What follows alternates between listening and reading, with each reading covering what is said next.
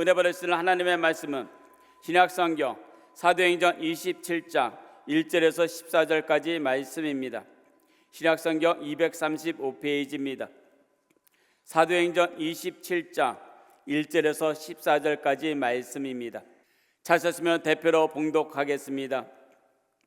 우리가 배를 타고 이탈리아로 가기로 작정되매 바울과 다른 제수 몇 사람을 아구도스대 백부장 일료라는 사람에게 맡기니 아시아 해변 각처로 올라가려 하는 아드라 문데노 배에 우리가 올라 항해할세 마게도네 데살로니가 사람 아리스다 고도 함께 하니라.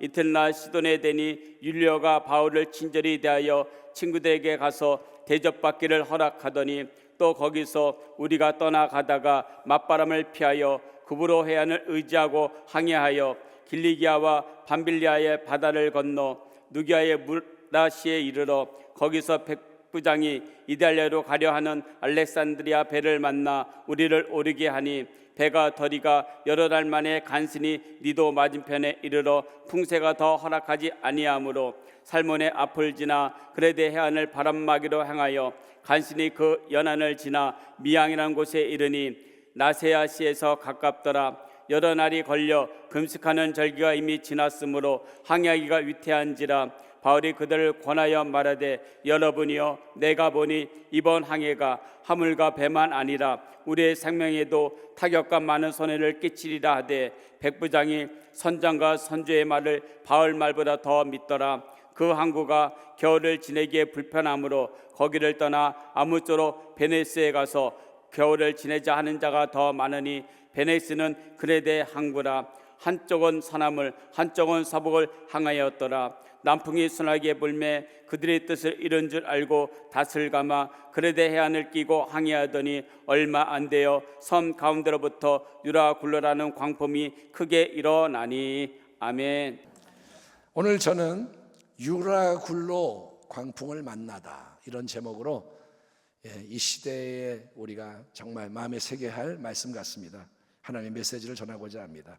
바울은 누굽니까? 원래 바리새파 엘리트, 유대의 경건한 파에서도 정말 엘리트였고 교회를 박해하던 원수였습니다. 그러다가 특별한 은혜의 부르심을 받아서 사도적인 사명에 절대 충성한 인물입니다. 바울이 말합니다. 나는 사도 중에 가장 작은 자라.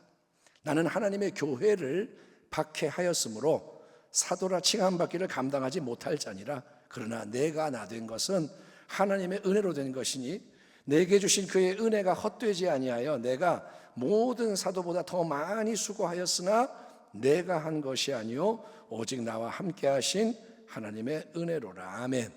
아멘. 이처럼 오직 은혜의 능력으로 표대를 향해 달려가는 신앙, 앞으로 위로 달려갑니다. 복음의 사명에 충성함으로 영원한 열매로 부유한 신앙, 이게 바로 신앙의 이정표로서 모든 시대의 교회와 성도에게 감동과 도전을 주는 바울의 모습입니다. 이방인의 사도로 부르심을 받았습니다. 바울아, 너는 특별한 사도다. 유대인들이 아니라 다른 세상 모든 사람에게, 족속에게 복음을 전하는 사도다. 그 이후로 약 25년 긴 세월 동안 앞만 보고 달려온 바울, 3번의 큰 선교 여행을 했죠. 많은 교회를 세웠습니다. 이방인 성도들의 연보를 모아서 예루살렘 교회에 전달하는 일까지 마쳤습니다. 이방 교회들의 연보를 모아 교회의 하나됨을 위해서 유대 예루살렘 어머니 교회를 섬기고, 그 다음에 예루살렘 성전에 들어갔을 때 유대인들의 소동에 시비에 휘말려서 체포되고 수감된 채 2년이라는 긴 세월을 미결수 신분으로 감옥에서 보내게 됩니다. 계속해서 유대인들은 눈에 가시 같은 바울을 미워해서 죽이려고 해하려고 애를 씁니다.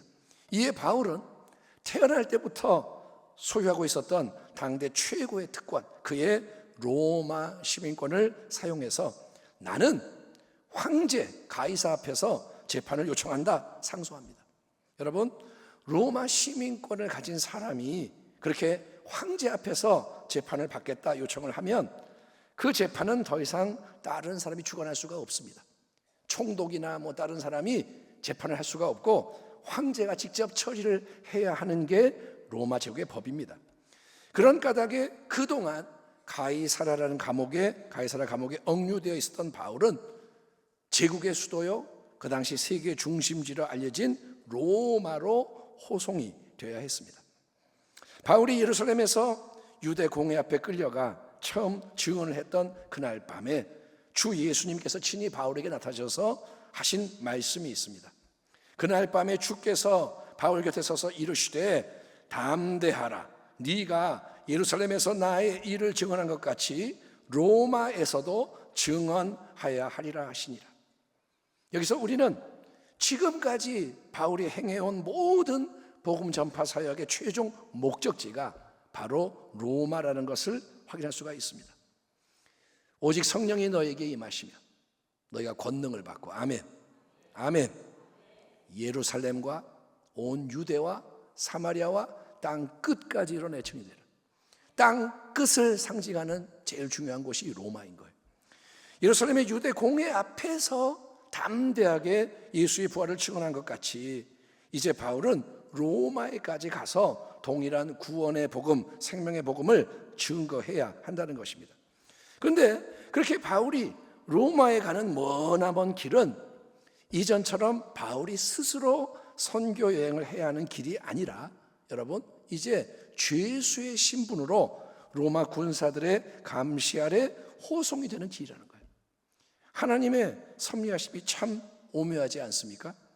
외적으로 보면 바울은 불행한 사람입니다. 초라하고, 답답하고 묶여있고 억울한 일개 죄수, 갑자기 죄수가 된 거예요. 그러나 우리 하나님은, 여러분, 대로마 제국의 공권력을 사용하셔서 무상으로, 로마까지 간 비용이 얼마나 들어요? 근데 하나님은 무상으로, 공짜로, 또 가장 확실하고도 정확하게 바울을 대로마 제국 중심부 로마, 그것도 궁궐 안에 있는 로마 황제 앞으로 보내셔서 복음을 증거하도록 인도하신다는 겁니다. 하나님의 방법은 우리의 방법과 달라요. 아멘. 그 여행의 시작 부분이 사도행전 27장에 이렇게 기록되어 있습니다. 우리가 배를 타고 이달리아에 가기로 작정되매 바울과 다른 죄수 몇 사람을 아구스도대의 백부장 율리오라는 사람에게 맡기니 아시아 해변 각처로 가려 하는 아드라무테노 배에 우리가 올라 항해할새 마게도냐의 데살로니가 사람 아리스다고도 함께하니라. 자, 사도행전의 저자인 의사 누가는 우리가 배를 타고 이달리아로 가기로 작정되매라고 기록합니다. 우리가.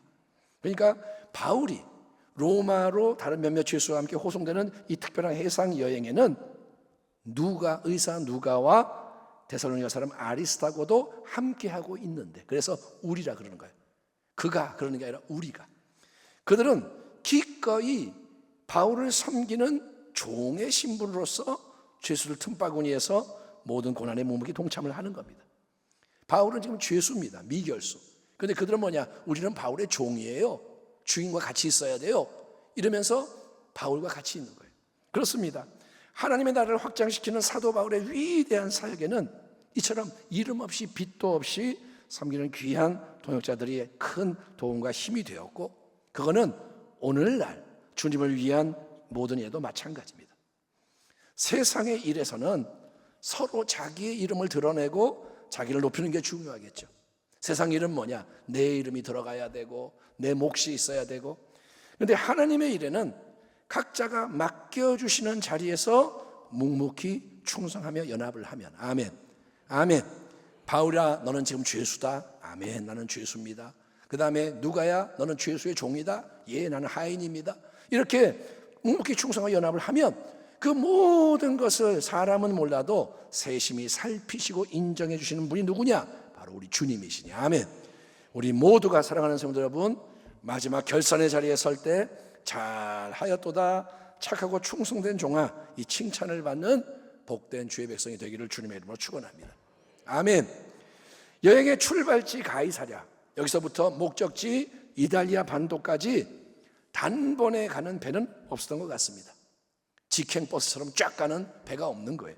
그래서 로마 정예부대 백부장 율리오는 배를 갈아타게 하는데 일단은 가까운 지역을 항해하고 있는 배를 먼저 타고 가다가 루기아의 무랏이라는 곳에 도착해서 큰 배로 갈아타게 됩니다.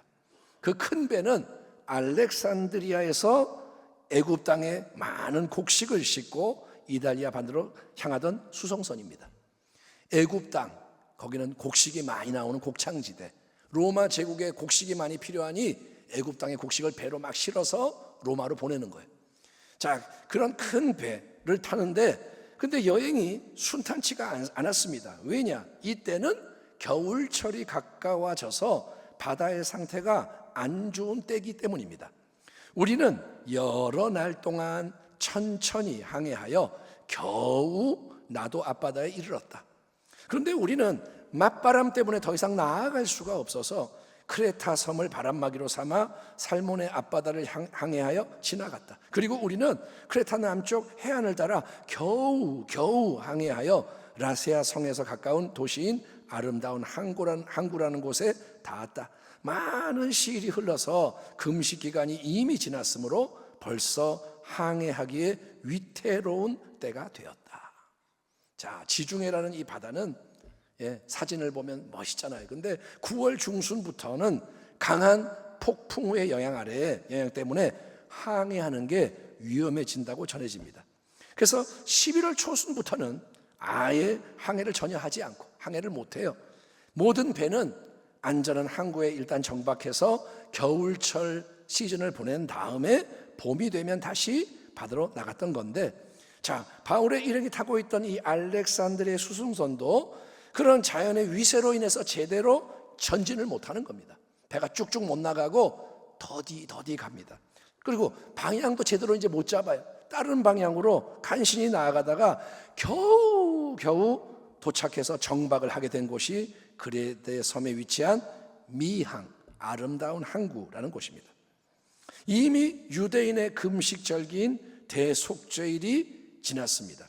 대속죄일의 날짜는 바뀌는데 주후 59년경에는 10월 5일이 대속죄일이었다고 계산이 됩니다. 그러니까 10월 초, 이거는 뭐냐, 더 이상 항해하는 거는 정말로 위험해지는 때인 거예요. 겨울이 가까웠고 이제 바다에 나가면 안 돼, 이런 때입니다. 그래서 바울은, 자, 여러분, 우리가 도착한 이곳 미항에서 닻을 내리고 이대로 겨울철 몇 개월을 보내는 게 좋겠습니다. 만약에 우리가 지금 항해를 더 이어간다면 내가 보기에는 재난을 당할 것이 불보듯 뻔하기 때문입니다. 그러면 짐과 배의 손실만이 우려되는 게 아니고 우리의 생명까지도 잃어버릴 수 있다고 보입니다. 그러니 더 이상 여행하지 말고 여기에 정박합시다, 조언을 한 거예요. 바울은 오랜 선교 여행을 통해서 지중해라는 바다에 대해서 많은 경험적 지식을 보유하고 있던 지혜자입니다. 바울은 하나님의 말씀만 잘하는 자가 아니라 다방면에 박식합니다. 여러 차례 배를 타고 바다를 건너면서 파선의 위험도 통과를 했기 때문에 바울은 지금의 상황에 대해서 누구보다 정확하게 판단할 수 있었다는 거죠. 그래서 바울은 비록 그가 일개 주예수의 신분이었지만 수백 명에 이르는 배에 탄 모든 사람들 앞에서 주도적으로 나서서 뭐라냐, 큰 재난을 초래할 수밖에 없는 더 이상의 항해는 중단하는 게 좋겠습니다, 제안을 했던 것입니다. 주제 넘게 나서서 시비 걸고 문제 만드는 것은 월권입니다. 주제에 안 맞게 나서는 게 월권입니다. 하지만 모두의 재산과 생명이 진짜로 위험해지는 때에 먼저 그 상황을 분별하고 창의적인 제안을 하는 것은 월권이 아니라 참된 지혜와 용기라는 거예요. 아멘. 아멘. 그게 뭐냐? 파수꾼의 사명인 거예요. 파수꾼, 깨어있는 자예요. 아멘. 예수님께서 우리에게 이렇게 말씀하십니다.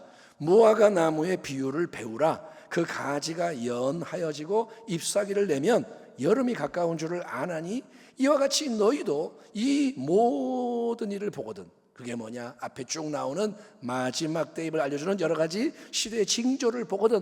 전쟁, 기근, 전염병, 여러 가지 악하고 험한 일들 보거든. 인자가 가까이 곧 문 앞에 이른 줄 알라. 그러므로 깨어 있으라. 어느 날에 너희 주가 임할는지 너희가 알지 못함이니라. 큰 일이 뻥 터지기 전에 항상 전조들이 나타납니다. 삼풍백화점이 붕괴되기 전에 전조가 있습니다. 성수대교 붕괴되기 전에 전조가 있었습니다. 여러분, 이 시대에도 쓰나미와 폭풍우가 팍 들이닥치기 전에 그것을 미리 내다보며 잘 준비하고 대응을 하려면 항상 깨어서 시대의 흐름과 징조를 살피는 지혜와, 아멘, 여러분 매일 뉴스를 보면서 살펴야 돼요. 이게 지금 어떤 상황일까? 성경 어디와 이게 일치하는 걸까? 살피고 그런 통찰을 시의 적절하게 전할 수 있는 용기가 필요하니 이걸 위해서도 기도하는 교회와 성도가 되기를 바랍니다. 아멘. 하나님께 기도할 때 하나님 지혜를 주시옵소서, 분별력을 주시옵소서. 아멘. 기도를 해야 돼요. 만약에 여러분 바울이 조언한 대로 모두가 그때 따랐더라면 얼마나 좋았을까요? 그러면 이후의 이야기가 완전히 다르게 진행이 됐을 테니까. 하지만 지금 이대로 미양에 정박해서 안전하게 겨울을 보냅시다. 바울의 이 제안은 여러 가지 이유에서 여지없이 묵살되고 맙니다. 그러나 백부장은 바울의 말보다는 선장과 선주의 말을 더 믿었다. 그리고 그 항구는 겨울을 지나기에 적합하지 못한 곳이므로 거의 모두는 거기에서 출항하여 할 수 있으면 베닉스로 가서 겨울을 나기로 뜻을 정하였다.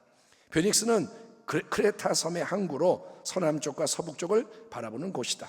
때마침 남풍이 순하게 불어오므로 그들은 뜻을 이룬 것이나 다름없다고 생각하고 닻을 올리고서 크레타 해안에 바싹 붙어서 항해하였다.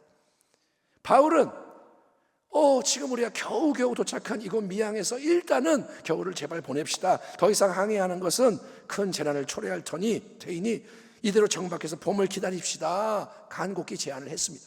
하지만 선장과 선주, 그러니까 이 배에 대해서 권한을 가지고 있는 선장, 전문가와 소위 전문가와 물주, 바로 배의 주인 선주는 바울과 전혀 다른 말을 하는 거예요. 바울이 말하는데 뭔 소리야? 그러는 거예요. 선장과 선주에게는 애굽 땅의 곡식을 가득 실은 이 배가 하루라도 더 빨리 목적지인 이달리아 반도에 도착해서 많은 돈을 손에 넣는 것이 가장 중요한 사안인 거예요. 선장 선주는 지금 돈에 마음이 꽂혀 있어요. 또 미항이라는 이 눈앞의 항구는 아름다운 항구라는 이름과 달리 겨울 내내 오랜 기간 동안 많은 사람이 함께 지내는 게 아주 불편한 곳이었다고 기록되어 있습니다. 너무 삐좁고 시설도 빈약하고 물자도 부족하고 유흥거리도 없고, 그래서 선장과 선주는 조금이라도 항해를 더 이어가기를 원하면서 그래서 이거는 그게 가능하다, 그렇게 해야 된다 주장하는 거예요. 마음에 딴 게 있기 때문에 더 가야 돼 이러는 거예요. 자, 그러자 로마 백부장 율리오는 일개 죄수인 바울 혼자의 말보다 세상적으로 영향력이 큰 전문가, 선장과 물주, 선주의 말에 귀를 기울이며 자기의 공권력으로 지지의사를 표명합니다. 나는 이쪽 편이야.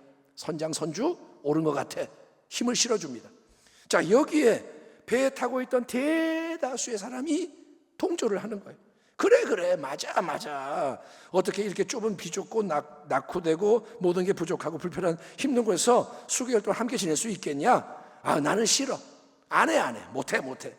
조금이라도 더 나은 환경을 보장하는 다른 항구가 근처에 있다면 무조건 거기로 가자고. 그게 맞는 것 같아. 그들은 다수의 힘으로 막 밀어붙이는 거예요. 질문: 많은 사람이 원하면 그게 무조건 옳은 건가요? 여러분, 다수가 결정하면 항상 그게 정답인가요? 아닙니다. 세상은 다수결이 맞다 그래요. 하지만 성경은 절대로 그렇게 말하지 않습니다. 여호수아와 갈렙 두 사람과 나머지 10명의 정탐꾼 중에 누가 진리의 편의 선자였습니까? 10명의 정탐꾼이 옳았습니까? 여호수아 갈렙이 옳았습니까? 수백 명의 바알 아세라 선지자와 엘리야 선지자 한 사람 중에서 누가 하늘의 불로 응답을 받고 승리했나요? 여러분, 그러니 숫자의 힘과 논리에 속지 말라는 거예요. 아멘. 많은 사람이 가는 길은 넓은 길입니다. 그럼 넓은 길이 맞나요? 많은 사람이 가니까? 아니라는 거예요. 물론 무조건 소수가 옳다는 말도 아닙니다. 다수보다 중요하고 위대한 것은 믿음으로 하나님의 뜻을 청종하고 순종하는 창조적인 소수인 거예요. 아멘. 소수가 무조건 옳은 게 아니에요. 다수가 무조건 옳은 게 아니에요. 하나님 말씀을 듣고 나아가는 자가 옳은 겁니다. 아멘. 저와 여러분이 이 시대에 그런 복된 하나님의 사람, 하나님의 백성이 되기를 축원합니다. 자, 이렇게 전문가, 선장과 돈 많은 선주, 권력자, 또 세상 권력을 가진 백부장, 또 함께하는 대부분의 사람, 다수가 하나가 돼가지고 인간적인 생각, 세상적인 생각대로 항해를 이어가자 주장을 합니다. 미양보다, 여기보다 훨씬 겨울을 보내기에 좋은 피닉스 항구가 약 65km 저 남쪽에 있으니까 자, 더 넓고 안전하고 따뜻하고 풍요한 우리 베닉스로 떠나요. 유행가 가사 같죠. 베닉스로 떠나요.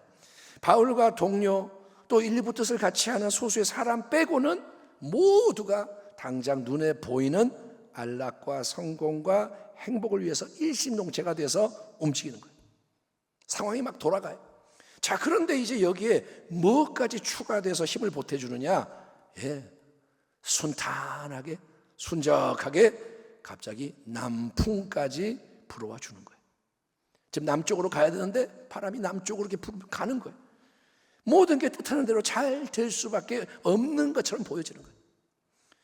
우리가 지금 남쪽에 위치한 베닉스 항구로 가는 게 맞아, 그렇게 하자 결정했더니 자, 봐라, 때마침 그쪽으로 배를 움직여준 남풍까지 순하게 딱 알맞게 그렇게 불어와 주지 않느냐. 그러니 이제 닻을 올리고 가만히 있기만 하면 우리 배는 편안하게 저절로 새로운 목적에 잘 도착할 수밖에 없겠네. 여러분, 모든 게 그렇게 돌아가는 거예요. 그러면 우리는 그러겠죠. 아, 그래, 그렇게 하자. 그렇지만 당장 순탄하게 모든 게 잘 풀리는 것처럼 보이는 길이 무조건 하나님이 축복하는 길은 아니라는 진리를 마음에 새겨두는 게 좋을 겁니다. 당장 모든 게 잘 풀린다고 하나님이 인도하시는구나, 꼭 그렇지 않다는 거예요. 왜냐하면 순탄하게 이어지던 그 항해는 여러분 잠시 후에 전혀 예상치 못했던 다른 국면을 맞이하게 되었기 때문입니다. 때마침 남풍이 순하게 불어오므로 그들은 뜻을 이룬 것이나 다름없다고 생각하고 닻을 올리고서 크레타 해안에 바싹 붙어서 항해하였다. 그런데 얼마 안 되어서 유라굴로라는 폭풍이 섬 쪽에서 몰아쳤다. 배가 폭풍에 휘말려서 바람을 맞서서 나아갈 수 없으므로 우리는 체념하고 떠밀려 가기 시작하였다. 그런데 우리가 가우다라는 작은 섬 아래쪽을 따라 밀려갈 때에 그 섬이 어느 정도 바람막이가 되어 주었으므로 우리는 간신히 거룻배를 휘어잡을 수 있었다. 선원들은 거룻배를 갑판 위에다가 끌어올리고 밧줄을 이용하여 선체를 동여 메었다. 그리고 그들은 리비아 근처의 모래톱으로 밀려들까 두려워서 바다에 닻을 내리고 그냥 떠밀려 가고 있었다. 우리는 폭풍에 몹시 시달리고 있었는데 다음날 선원들은 짐을 바다에 내던졌고 사흘째 날에는 자기네들 손으로 배의 장비마저 내버렸다. 여러 날 동안 해도 별도 보이지 않고 거센 바람만이 심하게 불었으므로 우리는 살아남으리라는 희망을 점점 잃었다. 처음에는 순한 남풍이 딱 알맞게 불어옵니다. 만사 형통일세, 잘 될 거야, 콧노래 부르며 항해를 시작했건만 갑자기 무시무시한 유라굴로 광풍, 유라굴로의 뜻은 거친 물결의 북동풍, 폭풍이 들이닥치는 거예요. 갑자기 모든 게 한순간에 생지옥으로 돌변합니다. 한순간에 광풍 속에서 이 배가 롤러코스터처럼 뒤흔들리는 거예요. 정처 없이 떠내려갑니다. 추풍낙엽. 죽지 않으려고 그토록 소중하게 간직했던 많은 짐을 다 바다에 던져버리게 되는 겁니다. 배가 무거우면 가라앉으니까 살기 위해서 짐을 다 버립니다. 여러분, 그 재물을 하나님처럼 섬겼는데, 돈 많이 벌려고 애를 썼는데 그 재물이 구원해 주지 못하는 거예요. 예?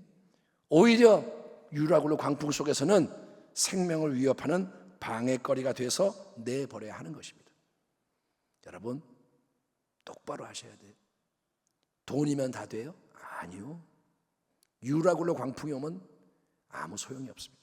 심지어 배를 통제하는 기구마저 서로들이 내다 버려야 됩니다. 다 필요 없어. 여러 날 동안 해도 달도 별도 보이지 않아서 밤낮조차 구분이 안 되는 칠흑 같은 어두움 속에서 풍랑이 모든 것을 뒤흔들어 대니 계속 흔드니 아무것도 할 수가 없습니다. 밥도 못 먹고 잠도 못 자고, 그래서 모든 사람은 심신과 영혼마저 피폐하여 살 소망이 다 끊어져 버린 절체절명의 위기, 지옥의 사슬에 매여 있는 상황인 거예요. 이제 다 끝났다. 몰라 죽든지 말든지 다 끝났어요. 자, 바로 그런 절체절명의 위기, 절대절명의 현실 속에서 여러분, 갑자기 한 사람이 분연히 일어나서 찬란하게 빛을 비추며 생명의 새로운 역사를 일으킵니다. 그 사람이 누구냐? 바로 하나님의 사람인 바울인 거예요. 아멘. 따라합니다. 일어나라, 빛을 발하라. 여러 사람이 오래 먹지 못하였음에 바울이 가운데 서서 말하되, 여러분이여 내 말을 듣고 글에 대해서 떠나지 아니하여 이 타격과 손상을 면하였더라면 좋을 뻔하였느니라. 내가 너희를 권하노니 이제는 안심하라. 너희 중 아무도 생명에는 아무런 손상이 없겠고 오직 배뿐이리라. 내가 속한 바 곧 내가 섬기는 하나님의 사자 천사가 어젯밤에 내 곁에 서서 말하되, 바울아 두려워하지 말라. 네가 가이사 앞에 서야 하겠고 또 하나님께서 너와 함께 항해하는 자를 다 내게 주셨다 하였으니 그러므로 여러분이여 안심하라. 나는 내게 말씀하신 그대로 되리라고 하나님을 믿노라. 그런즉 우리가 반드시 한 섬에 걸리리라 하더라. 아멘. 지금 눈앞에 현실의 상황은 여러분 조금도 바뀌지 않았습니다. 이거에 주목하세요. 현실이 바뀐 게 아닙니다. 온 바다, 배를 뒤흔들고 있는 유라굴로 광풍이 사라지거나 약해진 게 아닙니다. 죽음의 위기는 여전히 모든 것을 지배하고 있는 상황.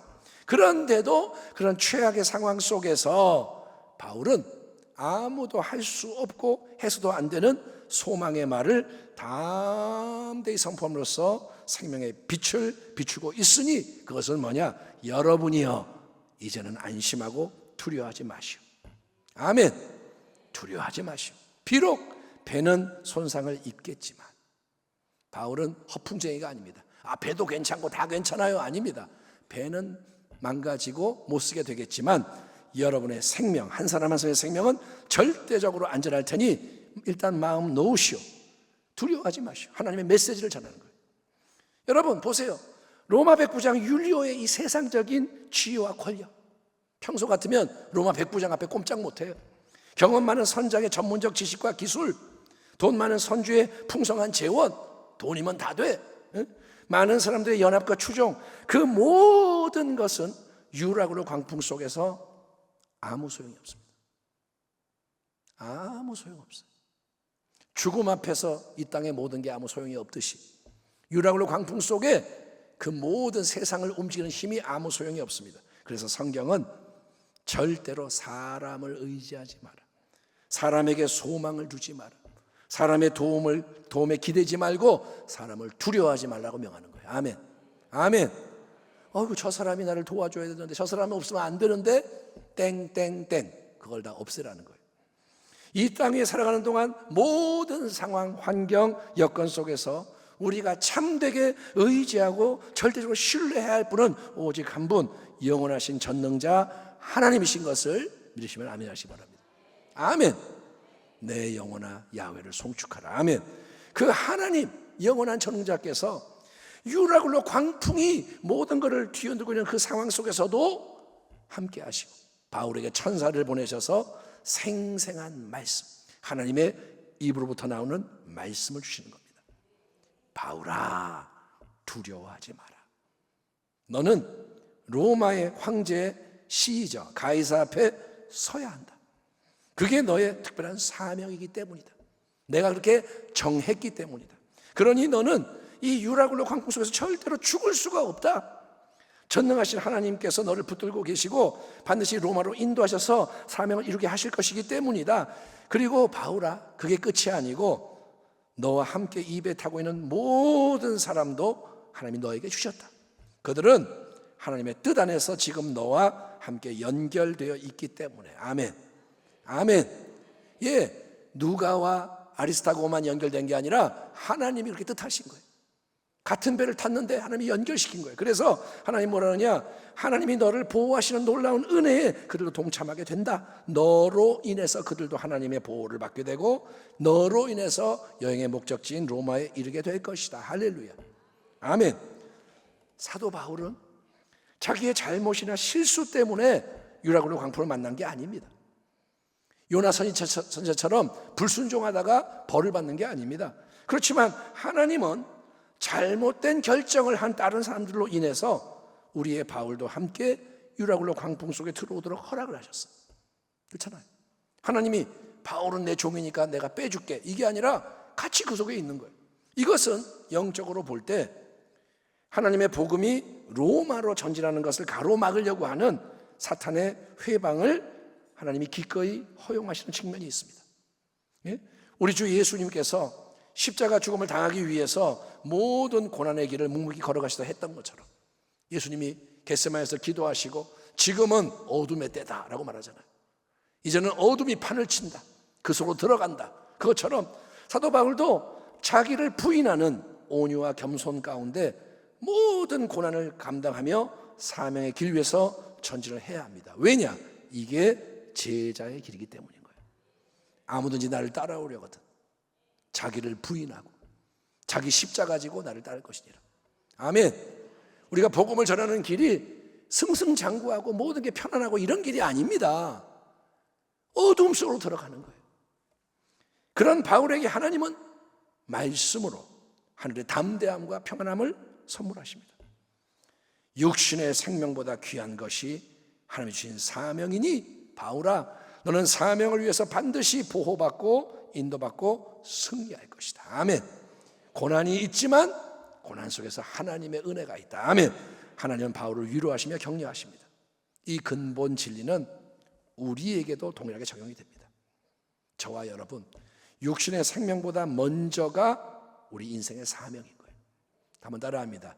생명보다 사명이 먼저다. 우리는 반대로 생각하죠. 생명이 먼저죠. 사명은 그 다음이지. 내가 살아야 뭐 사명을 감당하지. 아니요. 하나님의 관점은 달라요. 사명이 남아있는 한 죽을 수가 없어요. 사명이 안 끝났으면 죽을 수가 없어요. 반대로 사명이 끝나는 순간 육신의 생명은 거둬지는 것입니다. 생명은 사명과 연결되어 있는 거예요. 아멘. 사는 것도 하나님의 은혜고 죽는 것도 하나님의 은혜입니다. 우리는 사나 죽으나 주님의 것이에요. 아멘. 살아도 주를 위해, 죽어도 주를 위해. 이게 참된 신앙 고백인 거예요. 아멘.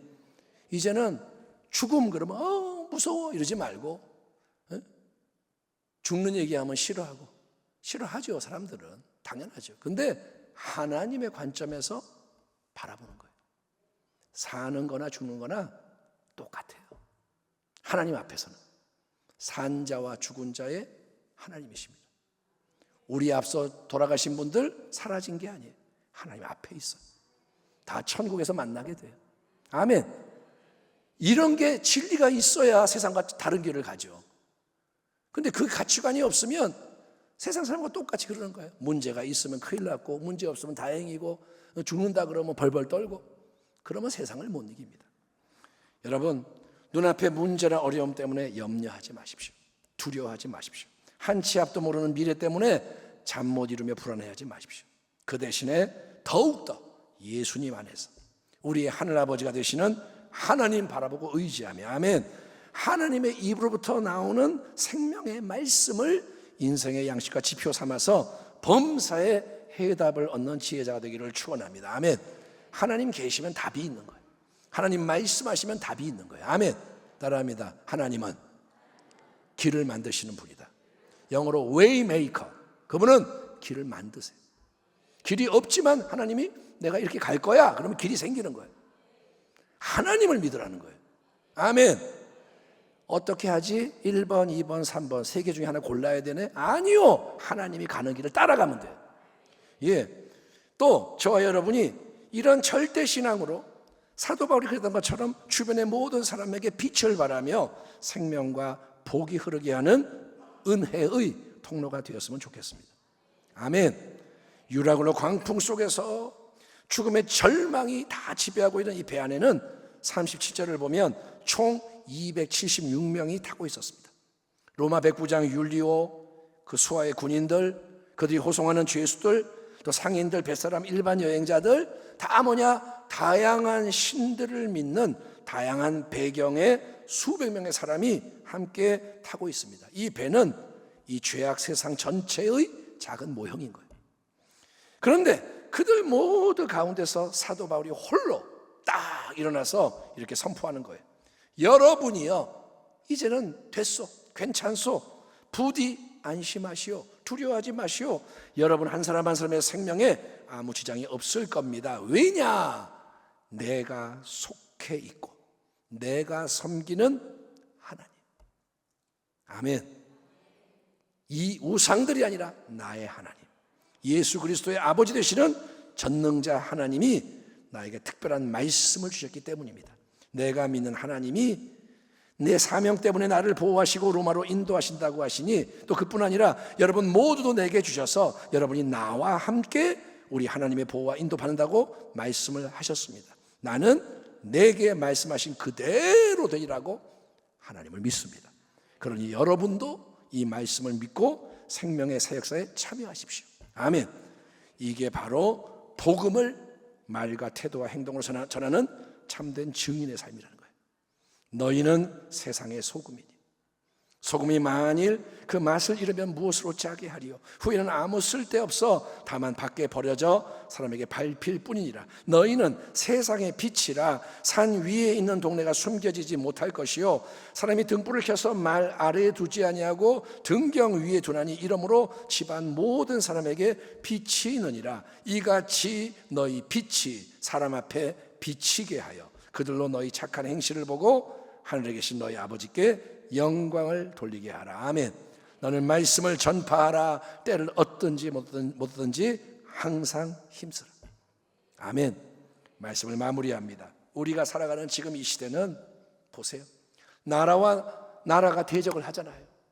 지금 미국으로부터 시작해서 사방에 지금 나라끼리 싸우고 민족과 민족이 대적하고, 여러분 자연 환경 다 피폐하고 기후가 이상해지고 모든 게 말 그대로 요동치는 마지막 때예요. 이제는 바보가 아닌 이상 이게 마지막 때인 것을 모를 사람은 없습니다.